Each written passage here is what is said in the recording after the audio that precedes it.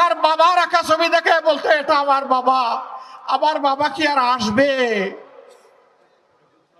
এই শিশুদেরকে জবাব দেওয়ার মতো কোনো ভাষা আমাদের বুকে টুটে ছিল না। সেদিন আমরা স্তব্ধ হয়ে গিয়েছি। সেই 15.5 বছর মায়ের বুক থেকে যে সন্তানকে কেড়ে নেওয়া হয়েছে, আমি ওই মায়ের পক্ষে আজকে কথা বলতে দাঁড়িয়েছি। যে বাবার বুক থেকে তার সন্তানকে তুলে নেওয়া হয়েছে, আমি সেই বাবার পক্ষে কথা বলতে দাঁড়িয়েছি। যে বোনটির বুক থেকে তার স্বামীকে উধাও করা হয়েছে, আমার সেই বোনটি, আমার মজলুম বোনটির পক্ষে আমি এখানে দাঁড়িয়েছি।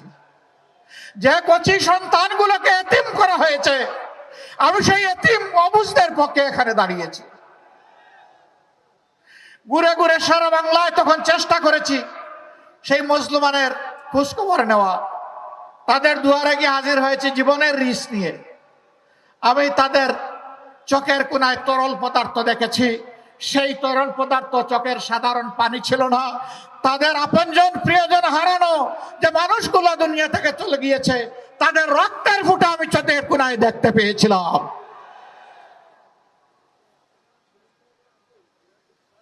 অবুঝ বাচ্চাগুলো বলতো আসেন আমার সাথে আসেন।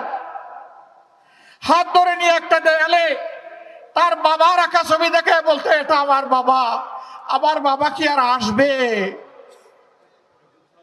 এই শিশুদেরকে জবাব দেওয়ার মতো কোনো ভাষা আমাদের বুকে টুটে ছিল না। সেদিন আমরা স্তব্ধ হয়ে গিয়েছি।